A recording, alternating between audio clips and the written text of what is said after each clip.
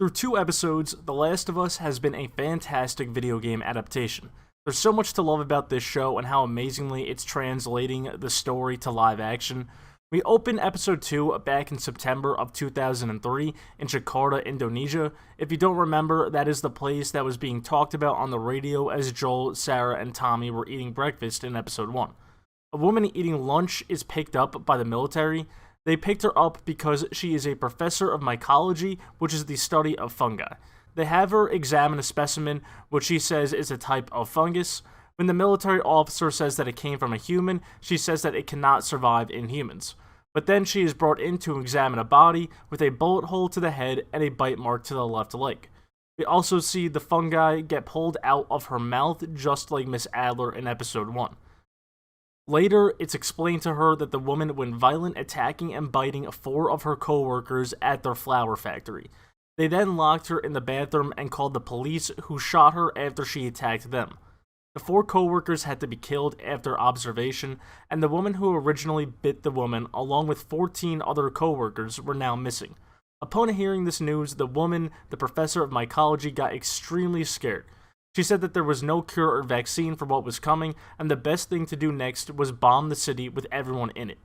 We then go back to the present day, where Ellie wakes up being closely watched by Joel and Tess, who are still afraid she might turn. Joel has his gun ready to shoot her if needed. When Ellie goes to use the bathroom, Joel makes it clear to Tess that he wants to abandon the mission and go back.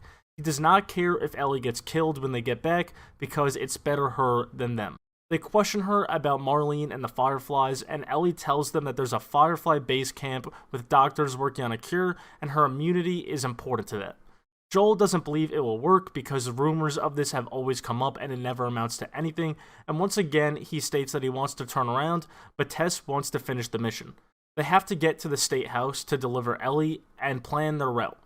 They start making their way through, but eventually the route is blocked off. Tess is able to get through an opening and goes to clear their path, and while waiting, Ellie starts talking and asking Joel about himself, and she gets a few answers out of him, but then he stops giving out answers.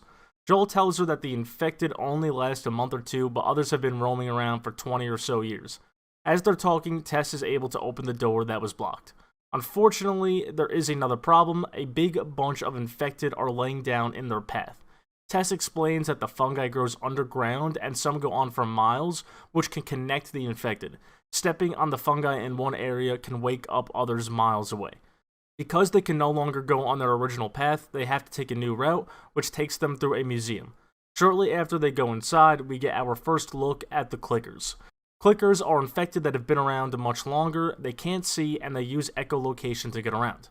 There's a few in the building, and the 3 try to stay silent, but it doesn't work out for very long, and they are attacked. There's a few very close calls, but they are able to kill the clickers, and it seems like the trio is okay. Ellie ends up with a small wound, but as we know, she's immune, so it's okay. They make it outside the museum, and Tess has a rolled ankle, so Joel helps her tape it up. While doing so, Joel has concerns that the new bite on Ellie may infect her. Tess is clearly getting annoyed that Joel keeps on doubting this and tells him to take the good news and to go watch Ellie. The 3 make their way on, and they eventually reach the state building to find some bad news. The Fireflies are all dead. Tess starts looking around at their stuff for a map or some indication of where they were taking Ellie. Ellie only knows that they were going to take her west, but does not know where. Joel says that it's over and that it's time to go home, but Tess refuses, and Ellie realizes that Tess is infected. Tess is convinced that Ellie's immunity is a possible cure. Tess tells Joel to get Ellie to Frank, and Joel says that they will not take her, but Tess is insistent on him trying. An infected moves and Joel kills it, which triggers the infected that were lying down outside to get up and start charging the building. As the infected start getting closer to the building, Tess dumps barrels of gas to help Joel and Ellie escape. Joel takes Ellie and leaves, and Tess stays behind as the infected get inside. One of them slowly walks up to Tess and kisses her as Tess ignites the lighter and the place blows up, killing her and all of the infected. Joel and Ellie see the place blow, and Joel quickly keeps moving forward as Ellie stands there in shock as the episode ends. This was yet another fantastic episode of this show. First of all, the set design is so phenomenal.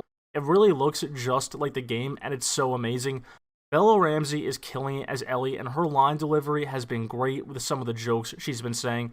If you still have a problem with her being cast as Ellie, this show might not be for you. Her chemistry with Pedro Pascal could not have been any better. They're doing a really good job building their relationship, just like the game, and I'm also loving the additions that they've been putting in the beginning of the episodes. The talk show in episode 1, and now this amazing scene to start the episode. You can really see the fear and the shock on her face as she puts the tea down and her hands are trembling. She knows they're screwed and just wants to go be with her family in what she knows could be their final moments.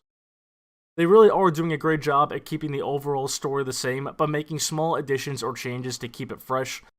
But at the same time, we have some moments and scenes taken directly from the game that are incredible and bring so much nostalgia. The clickers also looked incredible. Their look, their movements, their sounds were all perfect and just like the game, and really brought that fear that you experienced while playing it. All of the infected have been looking so good, and I mean, this scene with Tess and the infected was so creepy and gross. They were really just doing a great job with it. You really felt the uncomfortableness in that scene. I also love the smaller details, like Ellie being the only one to eat bread since she's immune. I don't know if Joel and Tess would have gotten infected if they ate it, but we do know that the infection came from the flour, and Ellie is the only one that we know for sure can eat that bread and be safe. This episode was definitely a lot different than the first one. Besides Tess's death scene and besides the museum scene, this was an episode that focused a lot on dialogue and relationship and character building. You know, you kind of just followed them as they traveled around to their destination, and you got to be with them for their conversations and their development, and it worked really well. There was no pacing issues. It didn't feel like it was dragging. It did not feel slow. I thought this was a really good episode, and I think they're doing a fantastic job with it. So far, it's really been so damn great, and I cannot wait for the next episode. If you enjoyed the video, be sure to like and subscribe, and be on the lookout for more of The Last of Us videos. Next up, I will have the episode 3 preview breakdown.